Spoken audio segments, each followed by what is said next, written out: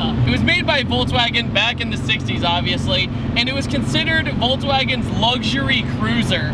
But in the end, the seatbelt's really unsafe.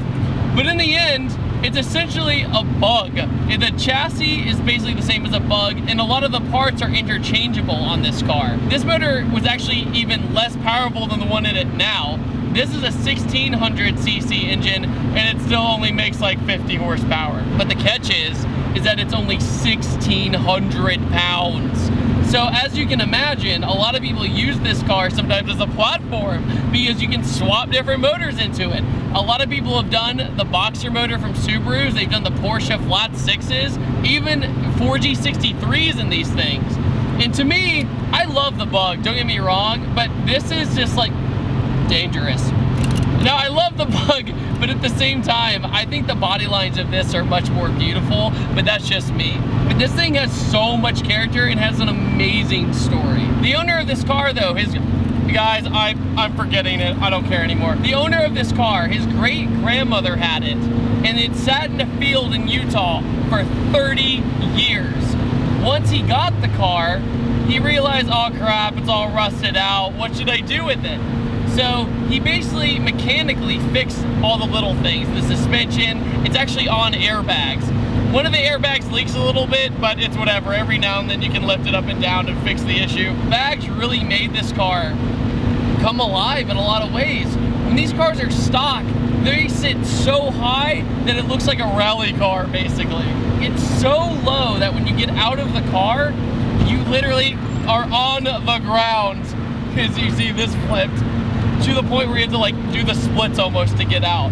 It's crazy. The brakes aren't really that bad since the car is so light, but at the same time, your brain's going, I hope it stops. But today I'm cruising down the Pacific Coast Highway, and this car has been nothing but smiles. Out of all the cars I've ever reviewed, this one has gotten the most attention. Why? I think a lot of people have a personal connection with it because a lot of people actually had these cars. When I was filming it earlier today, all these people going, what year is it? What is that? I don't know what that is. You would park this thing next to like a Lamborghini or a Ferrari and nobody would even notice them. He wants to restore this thing, but at the same time, he loves the rusted out look because of the history of the car, that it was basically a barn find and sitting in a field the whole time for 30 years. I love that story. Mechanically, the motor does leak sometimes, but it gets him around and it works. He said that this would probably be the slowest car I'd ever driven, but it doesn't really feel that slow because it's so light, but up to speed. I think these cars top out at like 75 miles an hour.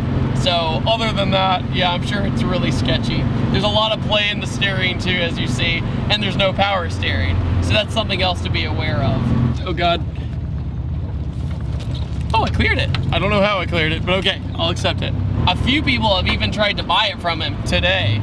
It's crazy. Oh yeah, all the way in it. And I never broke the law.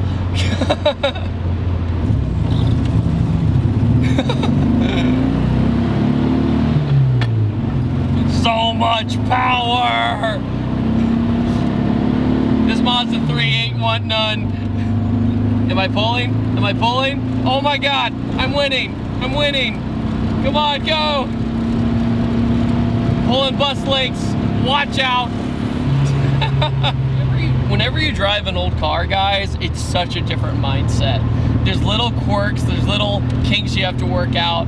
Like he told me, for example, don't ever pull on this right here because it could separate from the door panel. You need to open and close it basically from the outside and roll the window down. It also has a really intriguing secret compartment in the back that you can open up that I had no idea could be there. And let's be real, who really uses the back seat in this thing? I don't know how you would do it if you had a grown adult back there. The engine's also mounted in the rear. The front of it looks like it could have the motor in it, but nope, it's just storage space. But that's where he actually stores his airbag setup, so that's a pretty cool way to take use of that space. The clutch is extremely heavy though, so you have to be really careful. The shifter is a little tricky to get used to. It's loose the entire time, so if it starts rotating, you're gonna have to figure it out.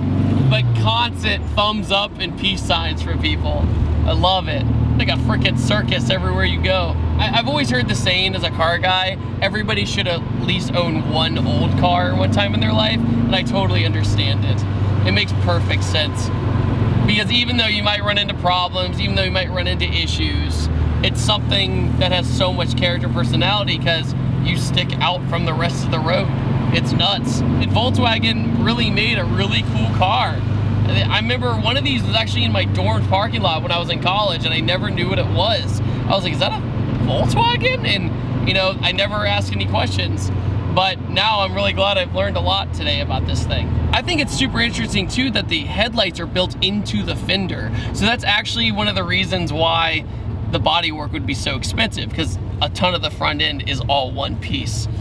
Come on. Oh, go, please. Oh, that was close. Every stoplight, I'm like, oh, this is gonna be interesting. Basically, to shift into second and third, you pull straight down and straight up. It's so weird. Usually I'm used to going like this, but instead you basically push straight up or you grind. And obviously I did that earlier. Car is stupid low, but it gets over stuff somehow. I don't know how. I'm like super like weirded out by that. You know, meanwhile, you drive a modern car that's slammed and it can barely get over something sometimes. So a part of me thinks it's just the shape of the car. And also, it's really not that scary because if you scrape on the front, you're not damaging anything. You're not endangering the oil pan. You're not endangering any of that. Everything mechanical is in the back. So it doesn't really matter in the end anyway. What? Oh, shut up. I'm in a Karmann Ghia. Shut up. Another thing too is he didn't really have a radio in here, so he basically just took speakers and made it work. He bolted them up. The transmission is a 4-speed transmission. It is the stock transmission that came with it. And it works, it's just I don't like how the gears and everything are so close, like I said earlier. Also, the pedals are kind of off to the right. I'm sitting straight like this, but the pedals are like here. So I kind of feel like I'm angling myself or angling my foot. It doesn't really make that much of a difference, but it is something to get used to at first. Also, the speedo doesn't work, and this is not a tachometer on the right. It's a clock. Why did you put a clock? I don't know. I think it's kind of cool. It's like a cool novelty, but you know, I feel like you need a tachometer, but I guess it's, you just kind of feel it, you hear it, that's all you need. Scott has done amazing things with this car. He's taken road trips in it. He's driven the Pacific Coast Highway a bunch of times with it. And also, he even got a trophy for best project car in progress. And he's secretly going, it's done to me. I stalled. Ah!